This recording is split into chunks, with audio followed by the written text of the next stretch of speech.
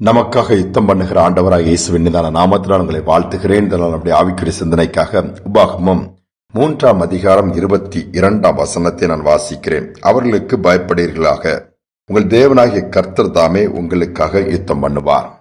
இஸ்ரவேல் ஜனங்களுக்கு கர்த்தர் கானான் தேசத்தை வாக்கு பண்ணி கொடுக்கிறார். ஆனால் அதை சுதந்திரிக்க வேண்டுமானால் ராஜாக்களை ஜெயிக்க வேண்டும், குறிப்பிட்ட கூட்டத்தை ஜெயிக்க வேண்டும். எவ்வளவோ அது சேலஞ்சஸ் இருக்கிறது. ஆனால் ஆண்டவர் என்ன சொல்லுகிறார்? நான் உங்களுக்காக யுத்தம் பண்ணுவேன். இது எப்படி ஆகும் என்று சொல்லி பயப்பட்டு சோர்ந்து போய் உட்கார்ந்து விட வேண்டாம். மோசே தன்னுடைய தலைமைத்துவம் முடிந்து ஜோசுவாக்கு அது கடந்து வரும் பொழுது இந்த வார்த்தை ஆண்டவர் சொல்லுகிறார், நீங்கள் அவர்களை குறித்து எந்த அளவும் பயப்பட வேண்டாம். ஏற்கனவே 2 ராஜாக்களை ஜெயித்திருக்கிறோம். அதே மாதிரி எஞ்சிய ராஜாக்களையும் ஜெயிக்கக்கூடிய காரியத்தை கர்த்தர் கொடுப்பார். ஏனென்றால் யுத்தம் பண்ணுகிறது நீங்கள் அல்ல, கர்த்தர் யுத்தம் பண்ணுவார். கர்த்தர் யுத்தம் பண்ணும் பொழுது நம்முடைய காரியங்கள் எல்லாம் எளிதாக நமக்கு கிடைத்துவிடும். இந்த அநேக நேரத்திலே நம்முடைய ஆசீர்வாதங்கள் மற்றவர்களால் அபகரிக்கப்பட்டு விடுகிறது.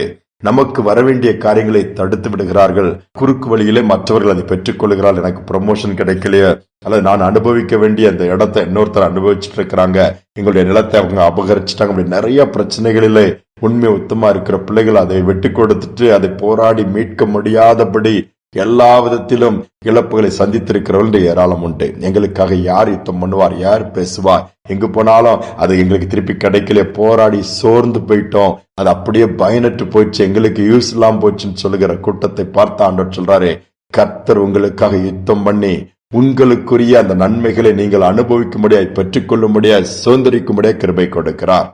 ஒரு அருமையான விதவை தாய், 2 பிள்ளைகள், அவங்களுக்கு ஒரு நல்ல ஒரு இடம் இருந்துச்சு.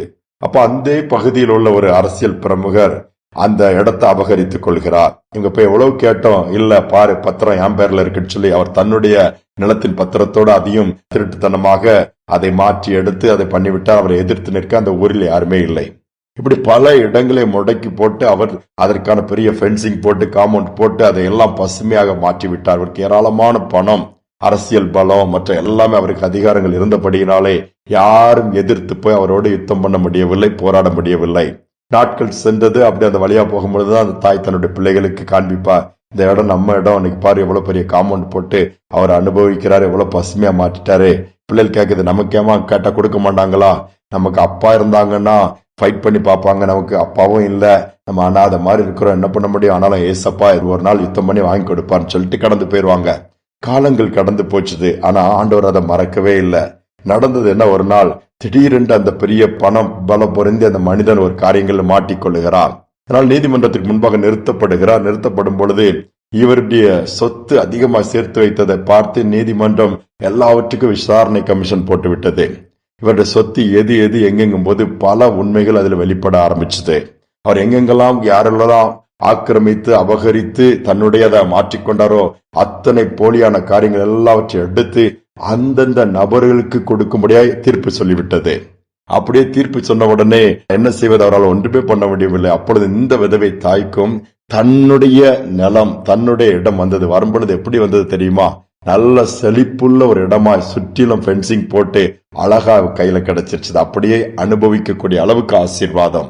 இதுதான் கர்த்தர் யுத்தம் பண்ணுகிற காரியம். நம்ம விட்டு போயிடுச்சு, நமக்கு கிடைக்கல, நம்மளால ஒண்ணும் பண்ண முடியலன்னு சொல்லி ஒருவேளை உங்க வாழ்க்கையில உங்கள் ஆசீர்வாதம் சத்துருவின் கையிலோ மற்றவர் கையில பிடிப்பட்டு இருக்கிறதோ, எங்கிட்ட போராடுறதுக்கு பணம் இல்ல, கேஸ் போட்டு ஜெயிக்கக்கூடிய அளவுல எங்களுக்கு பவர் இல்லைன்னு சொல்றீங்களா? கர்த்தர் இருக்கிறார். அவரை யுத்தம் பண்ணும்படியாய் அனுமதியுங்கள். அவர் யுத்தம் பண்ணும்படியாய் புறப்பட்டு விட்டால் எழுந்தருளினால் போதும், சத்துருக்கள் சிதறடிக்கப்படுவார்கள்.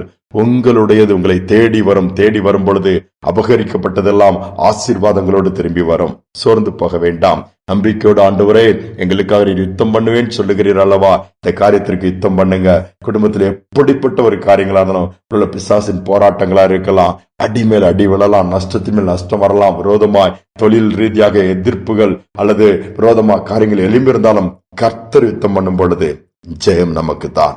நன்மை நாம் சுதந்திரிக்க முடியும். அவருடைய கரத்துல தாழ்த்தி ஒப்பு கொடுத்து, ஆண்டவரே நீர் எங்களுக்காக யுத்தம் பண்ணுன்னு சொல்லி ஜெபிப்போமா?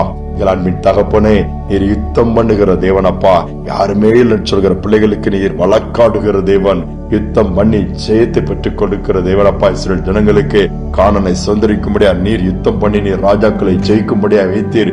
சூழ்நிலைகளை மாற்றினீர், அற்புதங்களை செய்தீரப்பா.